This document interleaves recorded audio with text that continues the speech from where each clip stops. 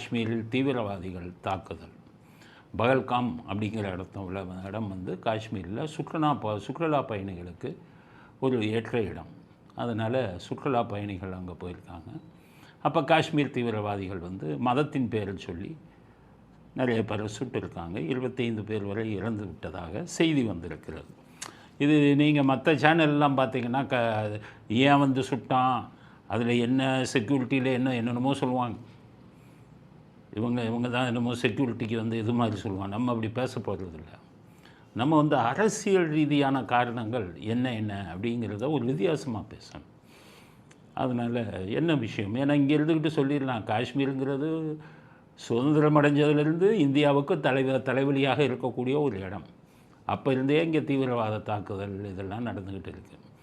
அதனால் இன்றைக்கி 25 பேரை சுட்டுட்டானோன்னு அங்கே வந்துக்கிட்டு பாதுகாப்பு சரியில்லை, உளவுத்துறை சரியில்லைன்னு மேலோட்டமாக அங்கே போய் அங்கே உள்ள பிரச்சனைகளை நேராக பார்க்காம என்ன பிரச்சனை, அரசாங்கத்துக்கு என்ன பிரச்சனை, இராணுவத்துக்கு என்ன பிரச்சனைங்கிறதெல்லாம் தெரியாமல் சும்மா மைக்கை வச்சுக்கிட்டு என்ன வேணாலும் நம்ம கருத்தை சொல்கிறது சரியாக இருக்காது.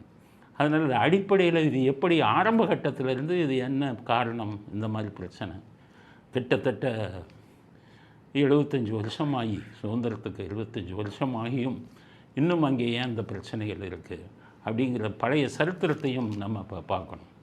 எப்படின்னு கேட்டிங்கன்னா, இந்தியாவுக்கு சுதந்திரம் கிடைக்கும்போது பாகிஸ்தான் மட்டும்தான் நமக்கு தனி நாடாக வேணும்னு ஜின்னா கேட்டார். காஷ்மீர் வந்து தனி நாடுன்னு கேட்கல, என்ன தனி பகுதினும் கேட்கல. காஷ்மீரில் இருந்த ராஜா வந்து நம்மக்கிட்ட ஒப்படைச்சிட்டார், இந்தியா பக்கம் வந்துட்டார். காஷ்மீரில் ஒரு பகுதி பாகிஸ்தான் பக்கம் போயிட்டாங்க. ஆனால் காஷ்மீரில் இன்னொரு பகுதி வந்து அந்த மன்னரே வந்து இந்தியா பக்கம் நாங்கள் சேர்றோம்னு சொல்லிட்டார். அப்படித்தான் அந்த காஷ்மீர் நமக்கு வந்தது. இந்த காஷ்மீர் வரும்போது நேரு இமாலய தவறு ஒன்று பண்ணார். நேரு பண்ணின கூத்துக்களுக்கெல்லாம் பேசிக்கிட்டே போகலாம், அவ்வளவு கூத்து பண்ணியிருக்காரு. நாட்டை கெடுக்கக்கூடிய பல விஷயங்கள் நேரு பண்ணியிருக்காரு.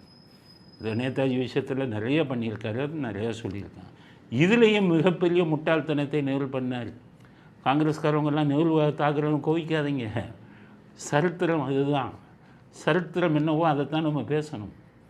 தனி மனித வழிபாடெல்லாம் இருக்கக்கூடாது. நேரு என்ன பண்ணார், பாகிஸ்தானை பிரித்து கொடுக்கும்போது ஷேக் அப்துல்லான்னு இருந்தார், அவர் நேரு குடும்பத்துக்கு வேண்டியவர். அப்போ நேருவை பிரதமராக்கும்போது ஷேக் அப்துல்லாவையும் பிரதமராக்கணும்னு நினச்சாங்க அவங்க குடும்பம். அதுக்கு பல காரணங்கள் இருக்குது, அவங்க குடும்பத்துக்குள்ளே என்ன உறவுங்கிறதுக்கு பல காரணங்கள் இருக்குது. அப்போ நேரு தான் காஷ்மீரை ஒரு தனி அந்தஸ்து உள்ள ஒரு மாநிலமாக்கி ஆர்டிக்கல் 370 கொண்டாந்து அதுக்கு சிறப்பு அந்தஸ்து கொடுத்து, இப்போ உங்களுக்கு தெரியாது, இப்போல்லாம் காஷ்மீருக்கு தனி பிரதமர், காஷ்மீருக்கு தனி ஜனாதிபதினு போட்டாங்க. முட்டாள்தனமானது. ஆர்டிக்கல் 370 இது அம்பேத்கர் எழுதலை. அம்பேத்கர் முடியாதுன்ட்டார்.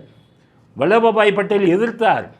ஆனால் நேரு அவங்களெல்லாம் கூப்பிட்டு எனக்காக இதை பண்ணுங்கன்னு அம்பேத்கர்கிட்ட கேட்ட உடனே தான் அம்பேத்கர் ஆர்டிக்கல் 370 கொண்டு வந்தார், காஷ்மீருக்கு சிறப்பு அந்தஸ்து. ஆனால் அம்பேத்கருக்கு தெரியும் இதை கடைந்தெடுத்த அயோக்கியத்தனம் நேரு வந்து சுயநலத்துக்காக ஷேக் அப்துல்லாவுக்கு பதவி கொடுக்கணுங்கிறதுக்காக பண்ணுறாருன்னு தான் அந்த ஆர்டிக்கல் 370 வருங்காலத்தில் ஜனாதிபதி நினைத்தால் இதை வந்து நீக்கலாம்னு போட்டார். அதில் தான் இப்போ நீக்கப்பட்டது. ஸோ நேரு கொடுத்து விட்டார். கொடுத்து விட்ட உடனே ஷேக் அப்துல்லா பிரதமர் ஆனார்.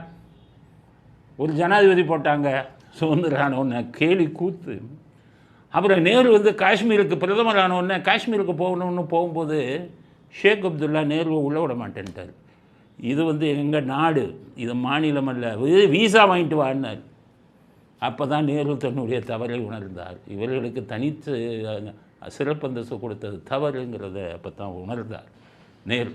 அதுக்கப்புறம் இந்திரா காந்தி வந்த உடனே தான் இரும்பு கரம் கொண்டு அடக்கி ஷேக் அப்துல்லாவை கைது பண்ணி நம்ம தமிழ்நாட்டில் உள்ள கொடைக்கானலில் சிறையில் வச்சுருந்தார் பல ஆண்டுகள்.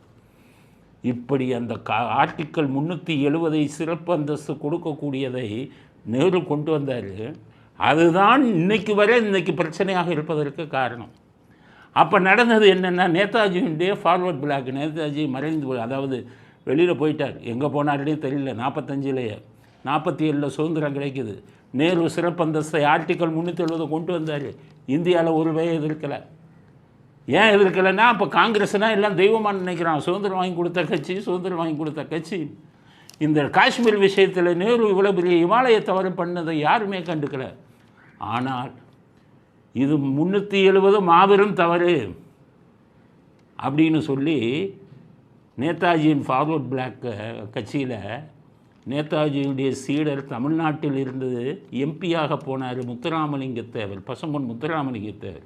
அவர் ஒருத்தர் தான் பார்லிமெண்ட்டில் என்ன சொன்னார், நெஹ்ரு காஷ்மீர் விஷயத்தில் எடுக்கக்கூடிய முடிவுகள் வருங்காலத்தில் காஷ்மீர் இந்தியாவிற்கு மிகப்பெரிய தலைவலியாக மாறிவிடும் அப்படின்னு பேசினார் ஆரம்பத்தில் பார்லிமெண்ட்டில். இன்றைக்கி பார்லிமெண்ட்டுக்கு இதில் போய் பார்த்தீங்கன்னா அந்த பேச்சு சொல்லுவோம். அவர் ஒருத்தர் தான் எதிர்த்தார், வருங்காலத்தில் என்ன நடக்குங்கிறத சொன்னார். அதுதான் இப்போது நடந்து கொண்டிருக்கிறது. நேருவின் தவறான ஒரு இதனால தான் இவ்வளவு பிரச்சனைகள் காஷ்மீருக்கு. அவங்களுக்கு நாம் இந்தியாவில் ஒரு பகுதிங்கிற எண்ணமே அங்கே இருக்கிற மக்களுக்கு இல்லாமல் போச்சு. காரணம், நேரு சிறப்பு அந்தஸ்து கொடுத்து தனி பிரைம் மினிஸ்டர், தனி ஜனாதிபதினு போட்டால் அங்கே இருக்கிற மக்களுக்கு நாம் இந்தியாவில் ஒரு பகுதி இல்லை. வெளி மாநில இந்தியாவிலேருந்து யார் போனாலும் இங்கே நிலமே வாங்க முடியாது. இந்த மாதிரி அந்தஸ்து கொடுத்ததுனால தான் அங்கே இருப்பவர்களுக்கு தனி நாடு, நாம் தனி நாடுங்கிற ஒரு எண்ணம் வந்தது. பிஜேபியை அதில் தான் பாராட்டணும். ஆர்டிக்கல் 370 நீக்கினாங்க. ஏன்னு கேட்டிங்கன்னா சரித்திர பிழை அப்படின்னு. அந்த டைமில் நம்ம ஸ்டாலின் ஒன்றாம் கிளாஸ் 2ஆம் கிளாஸ் இருக்கிற படித்தவங்களுக்கு இருக்கிறது தெரிஞ்சது கூட அவருக்கு தெரியாது. அவர் எதிர்த்தார். ஆர்டிக்கல் 370 நீங்கள் எப்படி எடுக்கலாம்? ஓட் பாலிட்டிக்ஸ், வெறும் ஓட்டை மனசில் வச்சு நாட்டை பற்றி அவர் கவலைப்படல. இன்றைக்கி வெக்கம் இல்லாமல் சொல்கிறார், நான் ஆதரவு கொடுக்கும், உங்கள் ஆதரவுக்கு குப்பையில் காஷ்மீர் இதுக்கு இந்த பிரச்சனையில் மத்திய அரசுக்கு ஒரு ஆதரவு கொடுப்பாராம். ஆதரவு கொடுக்க வேண்டிய நேரத்தில் கொடுக்கலையே. ஆர்டிக்கல் 370 ஸ்கிராப் பண்ணும்போது, அதை நீக்கும் போது எதிர்த்து குரல் கொடுத்தவர் நீங்கள் ஸ்டாலின். அன்னைக்கு பேசலையே. ஆக ஸ்டாலின் பேசுகிறதுக்கு தகுதி இல்லை. திருமாவளவன் உடனடியாக அமித்ஷா ராஜினாமா பண்ணுங்கிறாரு. நம்ம எந்த கட்சிக்கும் சார்பாக பேசலை, நான் உண்மையை தான் பேசுகிறேன், எல்லாம் புரிஞ்சுக்கோங்க. அமித்ஷா ராஜினாமா பண்ணுங்கிறார். இதே திருமாவளவன் ஒரு கட்சிக்கு தலைவருக்கு தகுதி உள்ளவரா, படித்தவரா? நான் கேட்கிறேன். சுற்றுலா பயணிகள் இன்றைக்கு படுகொலையாகி இருக்கிறார்கள். எனவே இதற்கு அமித்ஷா பொறுப்பேற்று உடனடியாக பதவி விலக வேண்டும் என்று விடுதலை சிறுத்தைகள் கட்சி வலியுறுத்துது. அங்கே அமர் அப்துல்லாங்கிறவரை முதலமைச்சர் ஆக்கிட்டாங்க. அப்போ அங்கே நடக்கக்கூடிய சட்டம் ஒழுங்கு பிரச்சனை, தீவிரவாதிகள் பிரச்சனைக்கு அவர் தானே பொறுப்பு முதலமைச்சர் அமர் அப்துல்லா ராஜினாமா செய்யணும்னு சொல்ல வேண்டிய திருமாவளவன் அமித்ஷா ராஜினாமா பண்ணணும்னு சொன்னால் என்ன அர்த்தம்? அங்கே மத்திய அரசாங்கம் தேர்தலை நடத்த மாட்டேன்னு சொன்னாங்க. உச்ச நீதிமன்றம் தான் தேர்தலை நடத்துங்க, ஜனநாயக நாடு, பல வருடங்களாக நீங்கள் இங்கே ஜனாதிபதி ஆட்சி வைக்கக்கூடாது அப்படின்னு சொல்லி அங்கே ஒரு தேர்தலை நடத்தி அமர் அப்துல்லாவை அங்கே முதலமைச்சராக வைத்தது தான் பிரச்சனை. ஏன்னா அமர் அப்துல்லா தீவிரவாதிகளுக்குடன் ஆதரவான ஒரு கொள்கையை கொண்டவர். அவர் தீவிரவாதிகளை அடக்க வேண்டும், ஒடுக்க வேண்டும் அப்படிங்கிற எண்ணமே இல்லை. காஷ்மீருக்கு சிறப்பு அந்தஸ்தை ரத்து செய்ததனால் அமர் அப்துல்லா போன்றவர்கள் கொதித்து போய் இருக்கிறாங்க. மறுபடியும் காஷ்மீரை தனி நாடாக கொண்டு போக வேண்டும் என்ற எண்ணம் உள்ளவர் தான் அங்கே இப்போது முதலமைச்சராக இருக்கிறார்.